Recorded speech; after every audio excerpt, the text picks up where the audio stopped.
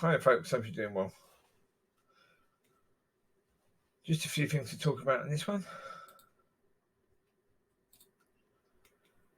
Just watching something about there's an interview on Julia Hartley-Brewer's show. She was talking about the COVID situation and lockdowns and how things how the goalposts keep on changing, and she's spot on in what she's saying. But yeah, I mean, now the goalposts have moved so wide, it seems as if it'd be an impossibility for lockdown to actually ever be to end.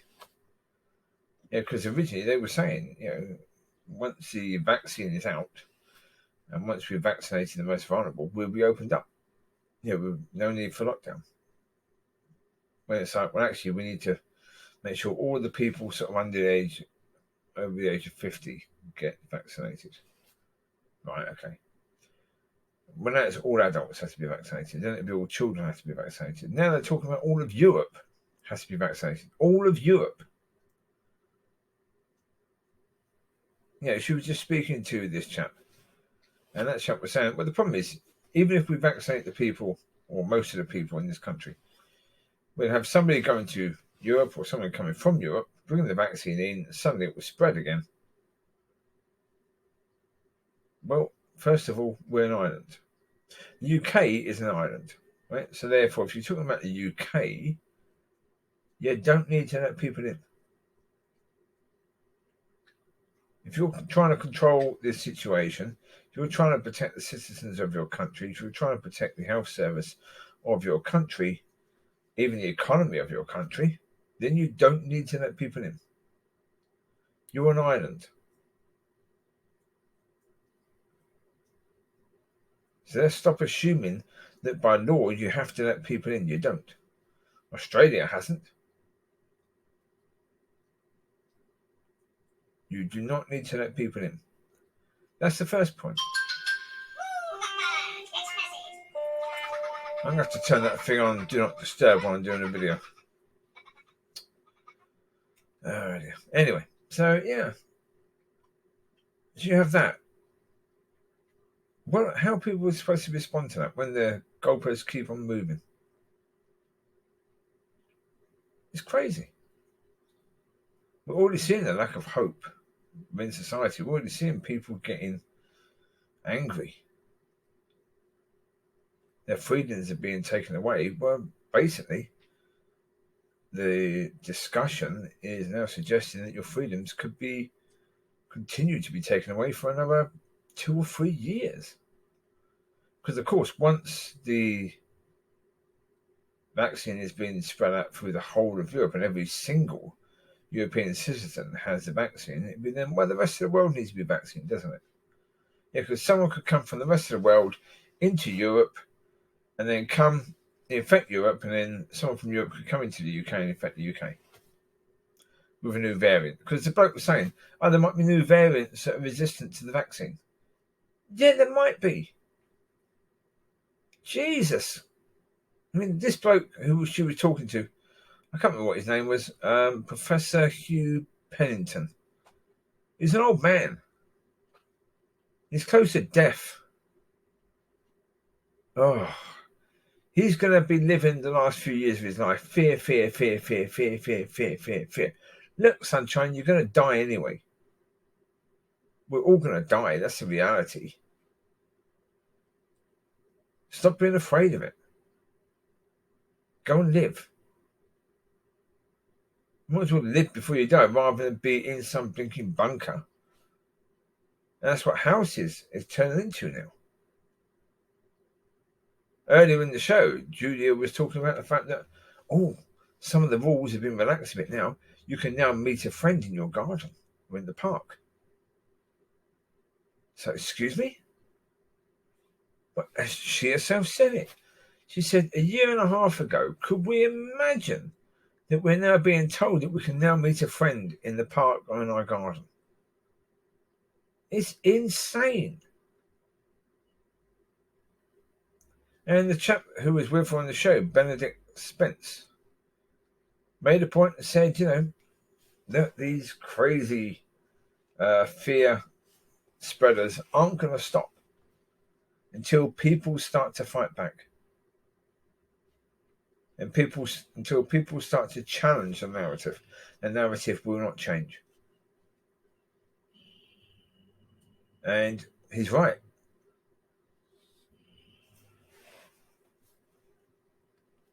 Yeah, one has to say he's right. Yeah, isn't he really?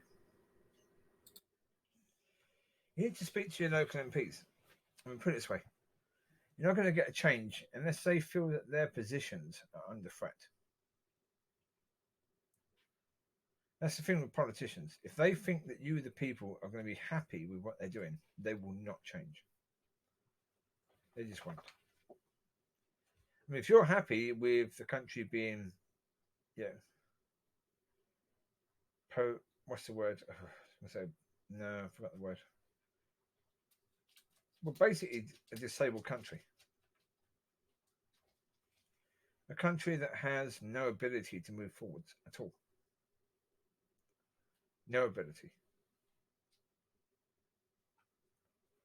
Because that's the reality of the situation that we're in right now. We don't have an ability to move forwards.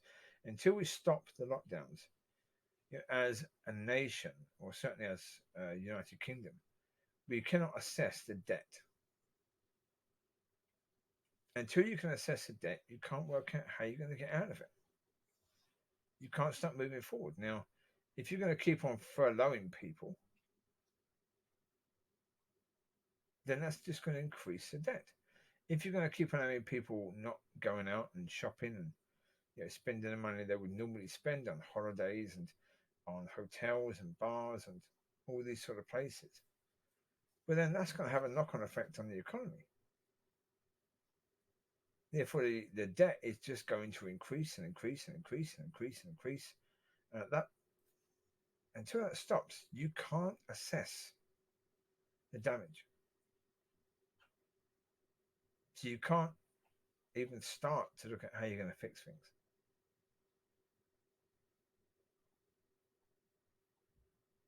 I mean, the reality is the way that people are speaking, the way that the media is going about things, the way that politicians are speaking. We could be locked down for another 2 years at least. At least another 2 years. Now, if you look at the damage that's been done over the past year, times that by, don't even try timesing it by 2, because timesing it by 2 is not going to be, because where you started from a year ago is not where you're starting from now. Right? There's an awful lot of people who are teetering on the edge now that weren't teetering on the edge a year ago, or a year and a half ago, say. So, obviously, we're in a different situation now to then, so therefore you can't simply say, okay, in 2 years' time, this is how bad things are likely to be. We have no flipping idea. At no point in the history of the world have countries denied their citizens the rights to move. I mean, especially, there may have been a time in the plague when that happened. But in that time of the plague, it would have taken flipping ages to go from one town to another. It would have taken longer to go from one town to another than it does from going to one country to another now. So, locking people down then wouldn't have been that much of a hardship, since as people were generally speaking locked down to their area anyway, through poverty. Most people never got to see another country in the time of the plague. Most people never got to see much of their own country. Now it's very different.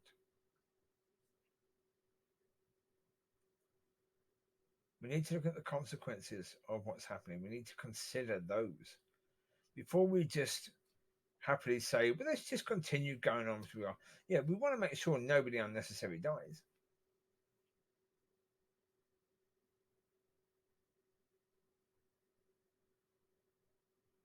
We're probably going to look back on this in 2 or 3 years' time and realise that the majority of people that died are people that should have died in the years beforehand, if the flu seasons had been anywhere near what they normally would be.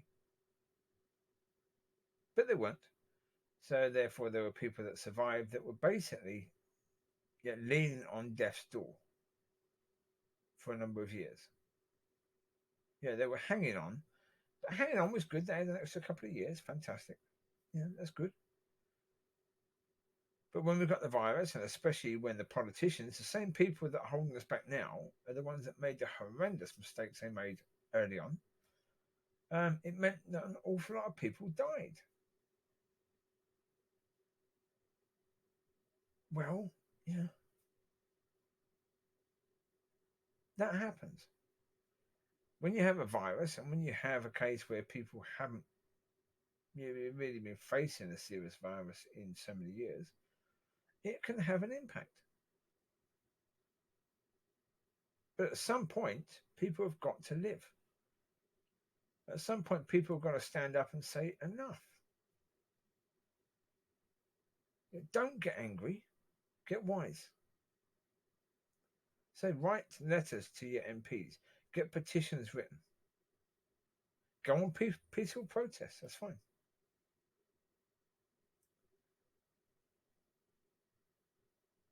But look up, take some interest in what is actually being said and look to see whether that stuff makes any sense.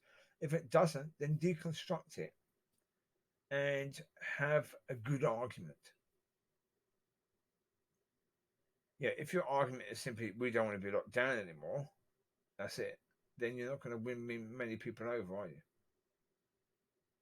Have a better argument than that. There's enough information out there. You don't need to go to college for 10, 20 years to learn how to be a biologist. To understand all of that. No.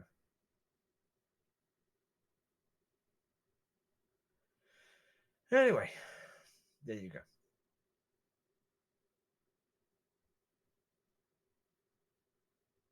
Yeah. I paused this 5 minutes in, then took the dogs for a walk, then came back. Yeah. Well, because at about 5 minutes in, I had a text message come in, and that was my friend saying he was leaving now to meet me at 1:00. Oh, okay. I forgot to put my clock forward. So I've got to take Chewie now for a walk. So there you go. You take care. God bless. I'll speak to you soon. Bye bye.